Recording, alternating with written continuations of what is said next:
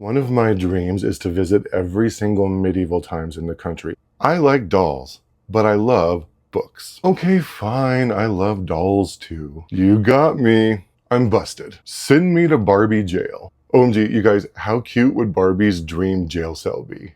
Get on it, Mattel. Hello out there, all you doll-loving book nerds, and welcome to my channel, where my dolls and I sit and talk about the books we like. Sometimes it's Barbie, sometimes it's Illy, sometimes it's Monster High, sometimes it's a Disney princess, sometimes it's... You get the point, right? Basically, my dolls and I have our own little book club. My name is Daniel, and I am the Barbie book boy.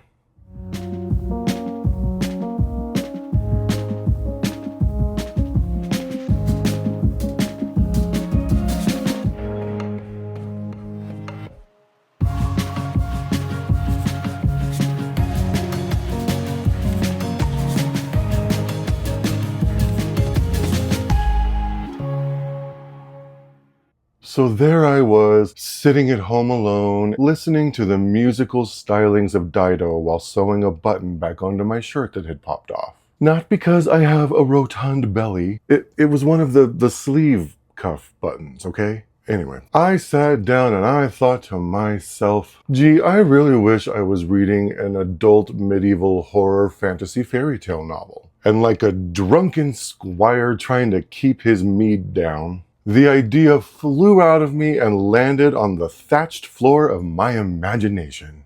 Lapvona by Ottessa Moshfegh.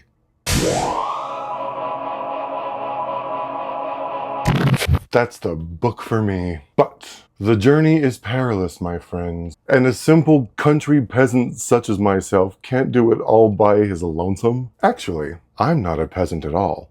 I'm a Scottish lord. See? I bought this lordship title online, so it's totally real. They planted a tree and everything, but I like to stay humble. So I fully admit I'm gonna need assistance from someone who knows the medieval mind. Someone who can speak to the authenticity of the experience. Someone who smelled it firsthand. So please join me in saying, hail and well met to Medieval Lady Barbie. This buxom beauty was released in 1994, and she was part of the Barbie Great Eras collection. Great indeed, say I. In her golden hennin, that's this fishnet thingy on her head, medieval lady stalks the halls of her manor house in a sweeping blue gown that captures the attentions of all the knights and every male at court. And apparently she doesn't like to do it wearing shoes. Her ladies' maids are green sleeves with envy. Green sleeves with envy. I love that song. But she's more than just a comely prize on the arm of some fat lord. Not me, a different fat lord. One who isn't more distracted by the knights than the maidens, if you catch my drift. Like I was saying, this lovely lady is actually quite well read, considering she is a noblewoman and all. And I should know, since I'm a lord. Duh. And together, Lady Barbie and I shall endeavor to traverse the treacherous fiefdom of Lapvona for your viewing pleasure.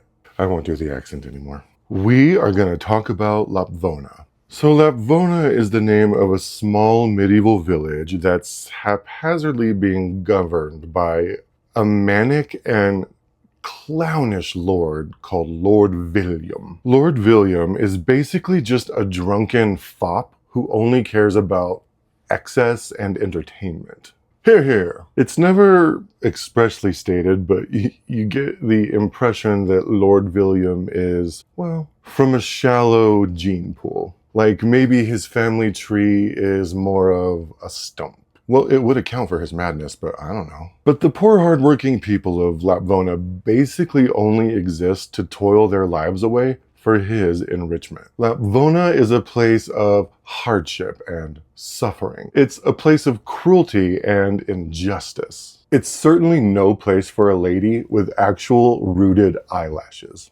And if there was a protagonist, I guess it would be the young crippled boy called Marek. Marek is the 12, 13-ish year old son of Jude, the village shepherd. And Marek has grown up motherless, being raised only by Jude because he believes his mother died giving birth to him. Jude isn't overly fond of Marek. Frankly, no one in the village is. But Jude is downright physically, mentally, and verbally abusive to poor crippled little Marek. But Marek has managed to get close to the village midwife, Ina, so, I guess that's some small comfort, I guess. Ina isn't exactly mother material, but in Lapvona, you take what you can get, I guess. But Ina does have certain witchy powers over the natural world that make the townsfolk wary of her, but it doesn't stop them from going to her as a sort of healer. Oh, and also from letting their babies suckle from her. Yep, that's right. The crazy old village witch is also the town wet nurse. So yeah, great parenting over there in Lapvona. She might be a godless witch, but the kid's hungry, so good old Lapvonian logic. Oh, and did I mention Ina is old? Like, freakishly old. So how she's pulling this off is a bit of a mystery to the townsfolk, because that pump should have dried up decades ago. She really should be retired from breastfeeding. It's weird, but Ina isn't the only person these poor Lapvonians trust with their lives. They honestly believe that the stark raving mad Lord William is genuinely looking out for them and their best interests. Fools! But it's getting increasingly more difficult to do so thanks to a little drought and famine that's ravaging the countryside and making everyone's summer a super bummer, as droughts and famine tend to do, if you can imagine. But for young, dopey little Marek, Lady Fate intervenes in his simple, sad peasant life, and he finds himself getting closer to Lord William than he ever could have imagined. Are you intrigued yet? Soon, Lapvona is an upside-down mess, and everyone's lives and relationships are shifting and churning in a most peculiar and perhaps unnatural way. So what are my thoughts? Well, Lapvona is at times frightening and often grotesque. Ottessa readers won't be surprised at the fair amount of body horror on full display. I've only ever read one other book by Ottessa. It's called Eileen, and it similarly features some incredibly visceral scenes of body horror. I don't know, I guess maybe that's her thing. I swear some of the smells actually lifted off the page and lodged themselves in my nose. I smell nothing. The air is sweet and fragrant. But it didn't feel gratuitous to me. In a way, it actually felt necessary almost. It was like an artful analogy of medieval life. You're losing your shoe again, lady.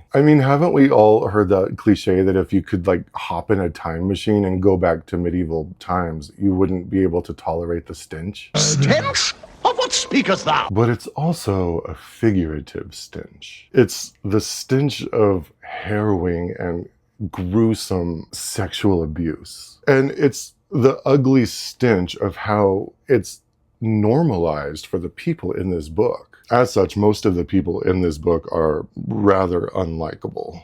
This is a hard group of people to find anything redeeming about. Though they do subscribe to a blatantly arbitrary code of ethics that's sort of cobbled together from their religion, which is Christianity. And to them, that seems to suffice. I don't think a single one of them would personally characterize themselves as amoral. They have a mutually agreed upon code that no one bothers to look too closely at, so it's just accepted. Which is why I suppose this book was upsetting to so many people. It sort of uncomfortably mirrors today's world. Even though we like to think of ourselves as being so much more evolved than people from the Dark Ages or from medieval times.